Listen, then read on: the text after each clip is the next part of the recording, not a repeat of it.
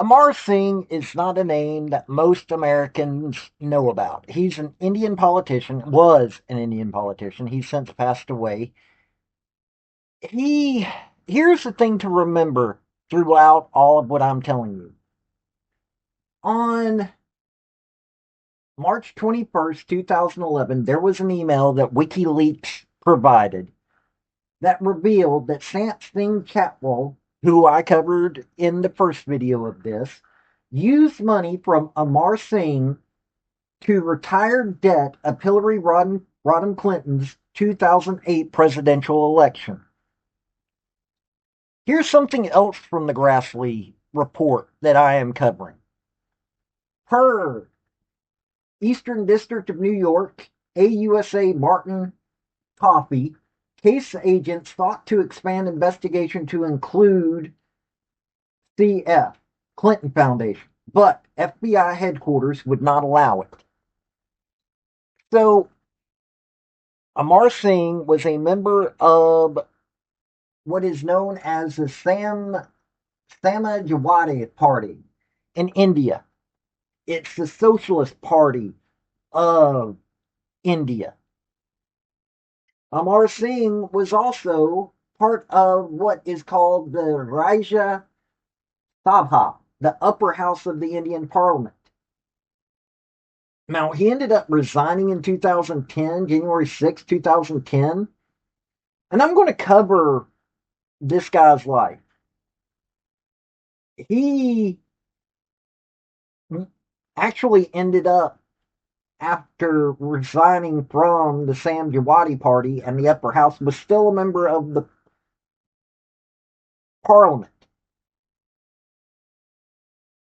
This dude was only supposed to have been worth, at the time, or at any time, $5 billion.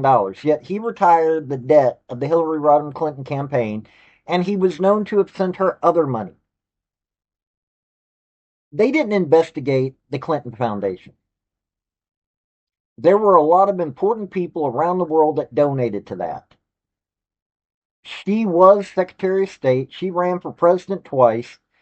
And if you look at what I covered in the Chatwell video, they use straw people. They use people as cutouts to donate money from foreign donors to the Clinton Foundation. That sounds an awful lot like what's going on with Act Blue. Think about that for a minute. How many people have been said to have donated to Act Blue, but when you ask them, they're like, no, we couldn't. We don't have that kind of money. So we're going to cover who Amar Singh is, and we're going to cover some of this story, because you're going to start to learn how this shaped U.S. foreign policy. You heard that right. The donations to her helped shape U.S. foreign policy. And we're going to get into beyond that after this video, but we're going to show you exactly what was going on, and in all honesty, help shape a lot of what's going on with the Democrat Party today, and it's shaping a lot of what's going on in the world today. So, stick around. Before we get into the rest of the video, hey, hit like, hit subscribe if you want to know what's going on with government, whether it's federal, state, or local level. I cover all those things. Also, have a link tree down below. Got my Patreon, got to plug my Patreon. And, real quick, hey, our government was founded to help with freedom and help with opportunities, not the mess that we've got today. We want to make sure it gets back that way. That's what I'm fighting for. Now, let's get into this story. Okay, as most people probably don't know who Amar Singh is, let's cover this. He was born January 27, 1956. He died August 1st, 2020. Was an Indian politician from the state of Uttar Pradesh and was the General Secretary of the Samajwadi Party and a member of the Rajya Sabha, the upper house of the Indian Parliament. On 6 January 2010, he resigned from all posts of the Samajwadi Party and was later expelled from the party by its chief, Mulayam Singh Yadav, on 2 February 2010 for a disagreement with Yadav on the Women's Reservation Bill. In 2011, he was arrested and spent a brief period of time in jail for alleged involvement in cash for vote scandal. Go figure. In 2016, he was elected to the Rajya Sabha with support from Samajwadi Party, even after facing stiff opposition from a section of the party, including then Chief Minister of Uttar Pradesh, Akhilesh Yadav, Mulayam's son. Amar Singh was also reinstated as one of the general secretaries of the party in October 2016. On the 1st of August 2020, he died of kidney ailment in Singapore at the age of 64. Now, he started his career as a liaison office of KK Bria, then owner of Hindustan Times. Worked with KK Birla, made inroads in journalist fraternity. Singh's prominence in Delhi surged when the UPA government was reduced to a minority after the Communist Party of India, Communist Party of India Marxist, and All India Forward Bloc withdrew their support in a proposed nuclear accord with the United States.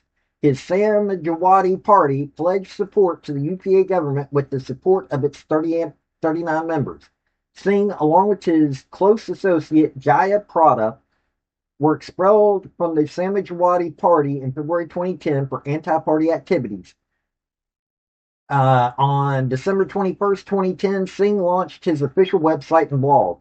Singh floated his own political party, Rashtriya Lok Manch, in 2011 and fielded candidates in 360 of the 403 seats in Uttar Pradesh in the 2012 assembly polls. However, his party did not win a single seat in these elections. He joined the Rashtriya Lok Dal Party in March 2014, contested the general elections that year from Fatehpur Sikri, Uttar Pradesh, in 2014 Indian general election and lost. He was admitted to the hospital in Dubai with kidney failure and was stated to be in critical condition. Okay, we already heard that.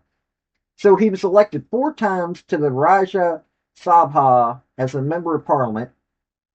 Lost the okay. So here's some controversies. He accused Uttar Pradesh Chief Minister Mayawati of kidnapping 6 MPs of his party from Uttar Pradesh and holding them captive at Uttar Pradesh Bhavan, New Delhi. Later, Samajwadi Party expelled the 6 MPs for defying the party directive during the confidence motion voting. He also courted controversy by asking for a probe in the Jamia Nagar Batla house encounter case. He gave a check to the family of Mohan Chand Sharma, a police officer who died in the encounter, which bounced when checked for its validity. Later, he asked for a judicial inquiry into the firing incidents, suggesting that the encounter may have been faked. Mohan Chand Sharma's family criticized him and returned his money. Amar Singh has been charge-sheeted for offering bribes to 3 parliament members of the Bharatiya Janata Party in 2008 under the Prevention of Corruption Act by the Delhi Police in August 24, 2011. Amar Singh has pleaded guilty on health grounds for not appearing before the court where the charge sheet was heard. Okay, Amar Singh, okay. Basically, he had a lot of controversy and was corrupt dude. Now, we're going to cover a story. This one's from the News Minute. It was written in April 23rd, 2015. Less than 2 weeks after Hillary Clinton announced her decision to run for president of the United States of America, she has hit a roadblock. Reports have emerged in the U.S. media that Hillary Clinton lobbied with the U.S. government and the country's legislatures on behalf of commercial interests supporting the Clinton Foundation, run by her husband and former U.S. President Bill Clinton. The favorite story so far has been Russians getting help from the Clintons to grab uranium reserves in the U.S., but our favorite is the Indian one. The Indo-nuclear deal has had various protagonists in the last decades. From the Bush era to the near end of Obama's presidency, several corporate and political interests have lobbied with each other's governments to shape the deal to their own convenience and increase civil nuclear cooperation between India and the U.S. The dramatis personae known so far are the respective governments' U.S. commercial interests like General Electric and Westinghouse Electric.